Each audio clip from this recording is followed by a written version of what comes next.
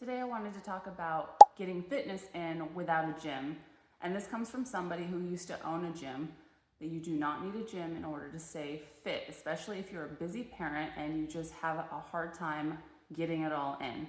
I'm not saying you're going to be in the best shape of your life or you're not going to be the strongest that you've ever been in your life, because we have all these seasons, and right now I'm in the season of having a lot of small children and their needs come first. I know that's not a popular opinion today, but my kids' needs come before mine. But that doesn't mean I can't incorporate some strategies to make sure I'm taken care of too. If you've ever heard of Katie Bowman, she's a biomechanist who has a lot of great books on how to get movement in and how to do it properly and how to move in the environment and how to do it all while living your life. In a perfect world, we would probably all be having jobs that gave us money, gave us exercise, outdoor time, as well as probably nutrition. Say you were a farmer and you were growing your own food, you're outdoors, you're also spending time with your children and they're learning while you're doing all this. You get plenty of physical activity. You don't need a gym because your life is physical. I think that would be an ideal, and I know we romanticize the idea of the past and how it must have been that way. We may romanticize the past, but it doesn't mean we can't take some key good things that they used to do back then just because everything in the past wasn't great. So here are some of the ways I try to incorporate the idea of making fitness just part of your life instead of having to go out of your way for fitness. Chores. We all have to do them, and what's great about this is if you change your mindset about how you view chores, it helps you reduce your stress when it comes to the concept of just having a laundry list of things to do.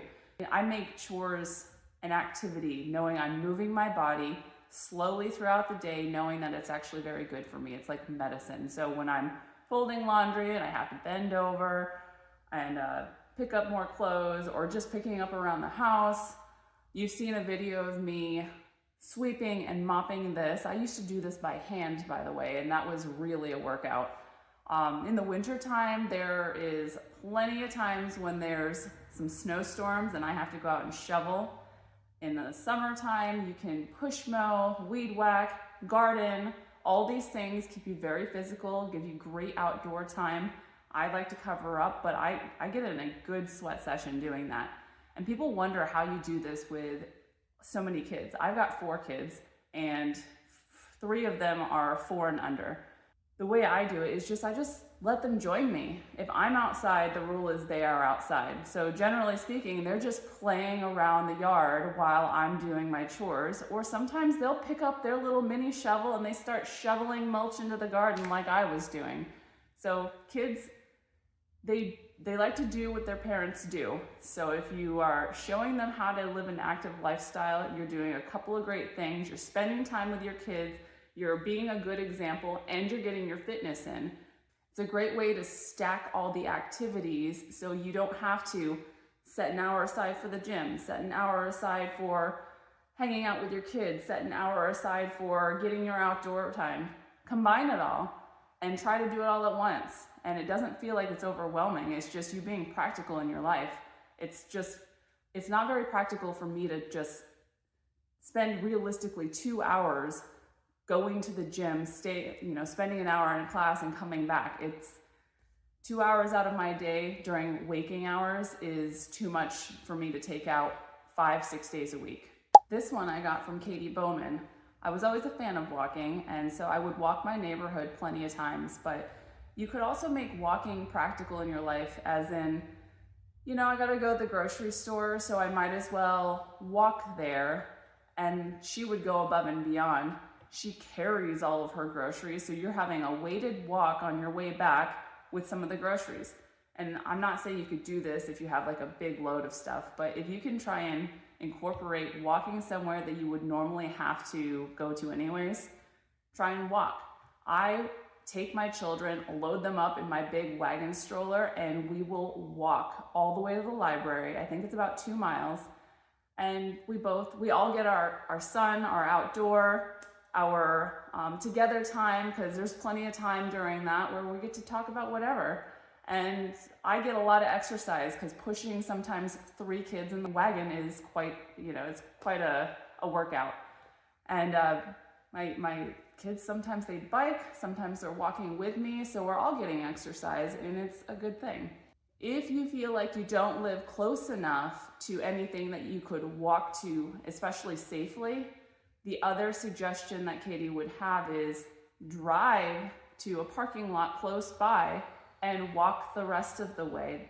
I used to do this if I don't really have a whole lot of time to do the whole long walk to my library.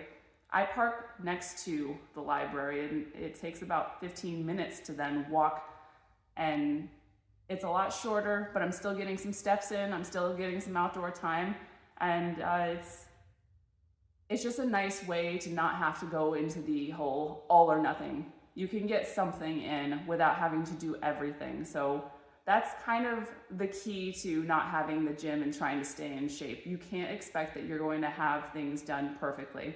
You can tell I'm a fan of walking. So the other one is trying to get in a morning walk, trying to get in an evening walk. And you don't have to go for a walk for like 2 hours at a time or even an hour at a time.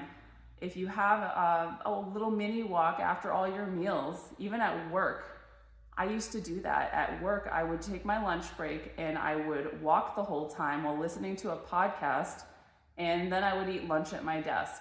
I know it's not everybody's ideal situation, but I enjoyed that more. And if you're social, bring a coworker with you to go on that walk.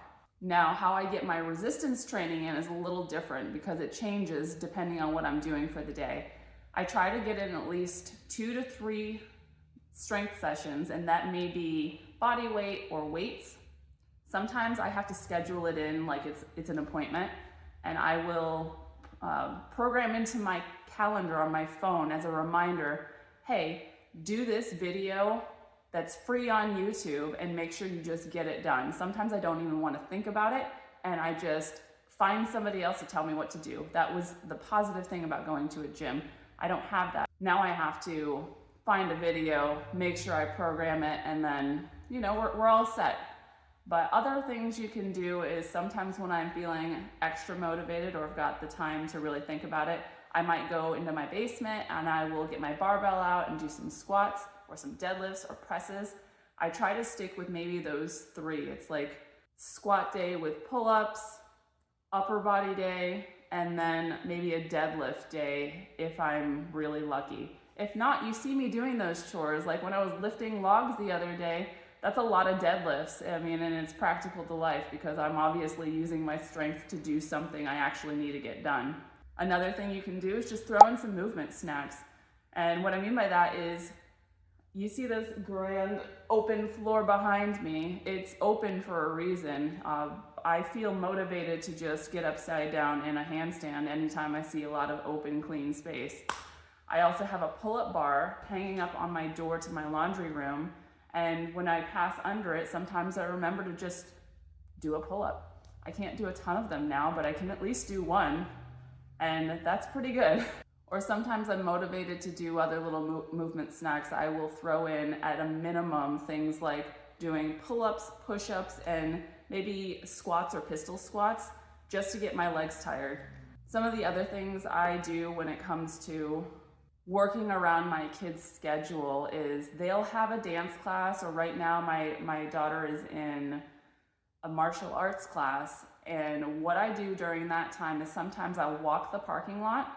That'll get in plenty of steps. Or I will walk the parking lot and also incorporate things like push-ups per lap, between the laps. And I'll do Bulgarian split squats, body weight style. I just try to add a lot of weight to one leg. So these are where you can get those little mini sessions in, those little snacks that I'm talking about. It doesn't have to be an all or nothing thing, and it doesn't have to look like a full class session for it to count. All the things you do count. So you can tell I try to incorporate all the fitness with my children in mind, whether they're with me or I'm doing something while they're doing something. They get to get fitness in. I should be able to get fitness in at the same time. The people that just sit on the sidelines watching their kids, or just they're on their phone the whole time, wasting that hour when they could be doing something with movement. And if all else fails, this is what I tend to do in the winter time when it's a little bit harder to get outside safely. Sometimes the roads aren't shoveled really well or plowed very well. Sometimes I just join a gym. I do it temporarily, maybe 5 to 7 months of the year, and I schedule it in. If you're a person that has a hard time getting movement in, you might need to be the kind of person that then buys a gym membership. Buying it will make it so you will be a little more motivated to go, having some skin in the game. So you're buying that membership and you are scheduling 2 to 3 classes a week. And every time I get a gym membership, I use it to its fullest capacity. I always sign up for exactly what I'm willing to pay for. So 2 to 3 times a week is all I feel I really need. And it's a little bit easier in the slow winter season, I feel like, to get in that gym session. Now, if you're a working parent, the thing that I would do is I would just schedule in the gym right after work, or like I said, I would walk during lunch. What I do and what my husband does now is 2 or 3 times a week, right after work, you go straight to the gym and then you come home. And otherwise, we try to make sure our life isn't just sedentary. We make sure we're outside. We do maple syrup in the spring. We do a garden in the summer through fall. We shovel. I've got one of those, what are they called? Snow plows. I don't use it. I shovel because I'm trying to get a workout in the snow. And I get to watch my kids while we're outside, so everybody's doing something. It's just figuring out ways to incorporate fitness into your life as it is already. So find where you have some gaps, find where you can make life more physical, and this is how you know how to get some movement in. That way you don't feel like you need to get a babysitter to watch your kids. I hope this video helps. If you have any really good tips, I'd love to hear them below, because I'm always looking for ways to improve what I'm doing, especially when it comes to motivation. I'd love to personally get into a better routine of lifting heavier weights again now that I feel a little more motivated with my barbell downstairs. So let me know.